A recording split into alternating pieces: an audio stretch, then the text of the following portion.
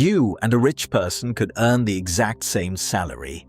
Yet one of you will stay stressed about money forever, and the other will slowly become wealthy. Why? Most people think rich people know some secret investing trick. They don't. The real difference is something almost nobody talks about, and once you see it, you can't unsee it. Let me show you exactly how it happens. Meet Alex. Alex earns $5,000 a month.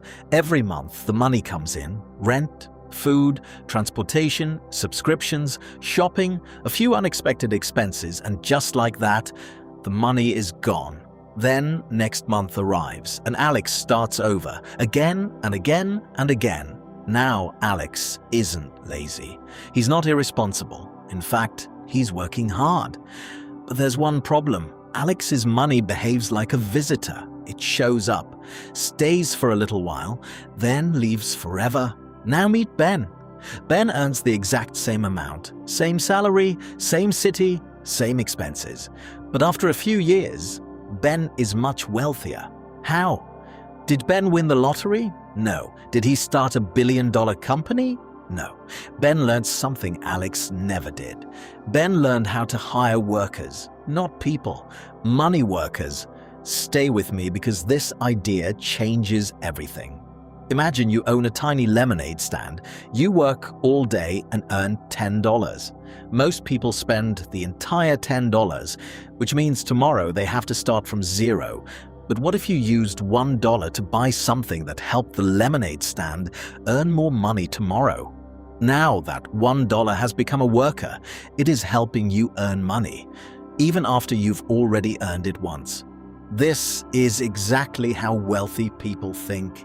Every dollar has two possible jobs. Job number one, get spent. Job number two, go out and earn more dollars. Most people only use the first job. Rich people focus on the second, and that's where everything starts to change. Here's the mistake that traps millions of people. They think, when I make more money, then I'll start investing. But wealthy people learn the opposite. They start building money workers first, even tiny ones, because the amount isn't the important part. The habit is. Let's say Ben invests just $100, not because $100 will make him rich overnight. It won't. The magic is what happens next. That $100 earns a little money, then the original $100 and the new money earn even more money. Then all of that earns even more money. It's like planting a seed, then that seed becomes a tree. Then the tree produces more seeds. Then those seeds become a forest. This process has a name: compounding, and it is one of the most powerful ideas in personal finance.